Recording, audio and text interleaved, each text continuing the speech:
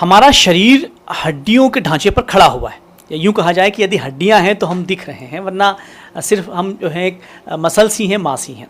लेकिन क्या हम अपनी हड्डियों को लेकर, अपने शरीर को लेकर सजग हैं?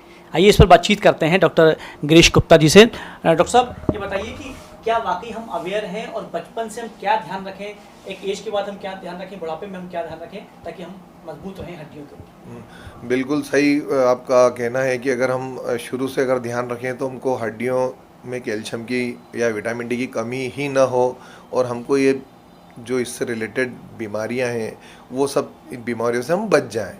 तो शुरू से अगर अपन देखें तो बचपन में अगर कैल्शियम और विटामिन डी की डेफिशिएंसी होती है बच्चों में, तो उनके पाँव टेढ़े होने लगते हैं, इसको रिकेट्स बोलते हैं। तो ये मेनली जो है विटामिन डी की कमी से होता है। विटामिन डी की कमी से कैल्शियम डिपोजिशन प्रॉपर नहीं हो पाता और हड्डियाँ टेढ़ी होने लगती है।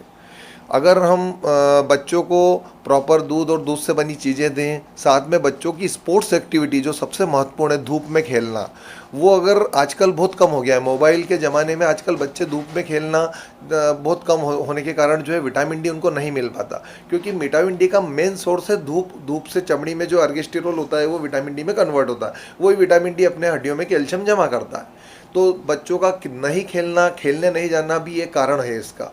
तो बच्चों को कुछ समय खेलने का भी दें। स्पोर्ट्स एक्टिविटी से फुटबॉल है, क्रिकेट है, ये कुछ समय बाहर ग्राउंड एक्टिविटीज़ उनकी ज़रूरी है।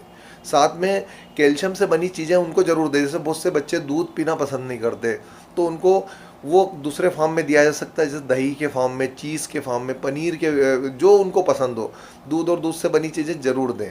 तो ये बच्चों को रिकेट्स या हड्डियों को टेढ़ा होने से बचाएगा। अब आगे चलते हैं, जैसे यंग एज में भी जो लोग कैल्शियम का सेवन कम करते हैं, उनके फूड में कैल्शियम डेफिशिएंसी है, तो उनको जो है अर्ली बोन पेन शुरू हो जाता है, जो कैल्शियम की कमी से होने लगता है। तो यंग एज में भी एक्सरसाइज, वॉकिंग और न्यूट्रिशन, स्पेशली न्यूट्रिशन का भी ध्यान रखना ज़रूरी है। और कैल्शियम सप्लीमेंट की ज़रूरत तो यंग एज में न के बराबर होती है। बहुत ही ज़्यादा जो कैल्शियम डेफिशिएंसी हो तो ही हम यंग एज में कैल्शियम देते हैं। और फूड और एक्सरसाइज से ही ये कंट्रोल हो जाता है, अगर अपन को इसका अच्छे से ध्यान रखा जाए तो। अब आते हैं अपन आफ्टर 40-45। आफ्टर 40-45 कैल्शियम एब्जॉर्प्शन कम हो जाता है। तो डेफिनेटली अगर हम एक्सरसाइज और इन सब चीज़ों पे ध्यान नहीं देते, न्यूट्रिशन पे ध्यान नहीं देते, तो कैल्शियम की कमी हो जाती है। और कैल्शियम की कमी से कमर दर्द, रिस्ट पेन, हिप जॉइंट में पेन, ये स्टार्ट हो जाता है। तो ऐसे इस स्थिति में हमको कैल्शियम सप्लीमेंट लेना भी ज़रूरी हो जाता है। जैसे कैल्शियम, विटामिन डी, इनकी टैबलेट्स आती हैं, साथ में इंजेक्टेबल भी आता है, विटामिन डी इंजेक्शन के रूप में भी आता है। ये सब चीज़ें लेने से हम कैल्शियम और विटामिन डी की कमी दूर कर सकते हैं, और अपने जो हड्डियों में कैल्शियम की कमी दूर कर सकते हैं, और ऑस्टियोपोरोसिस से बच सकते हैं। ऑस्टियोपेनिया और ऑस्टियोपोरोसिस ये कैल्शियम की कमी से एडल्ट में होता है। ऑस्टियोपोरोसिस यानी कि हड्डियाँ बिल्कुल खोखली हो जाना, उसमें हम थोड़ा सा भी गिर जाते हैं तो हमको फ्रैक्चर हो जाता है। तो ये बहुत बड़ी, एक तरह से देखा जाए तो बहुत बड़ी चीज़ है कि ऑस्टियोपोरोसिस होना ही नहीं चाहिए। अगर हो गया और फ्रैक्चर हो गया तो बहुत बड़ी प्रॉब्लम में हम फंस जाते हैं। तो इसके लिए कैल्शियम सप्लीमेंट और मेडिकेशन और हड्डी रोग विशेषज्ञ को दिखाना ज़रूरी हो जाता है।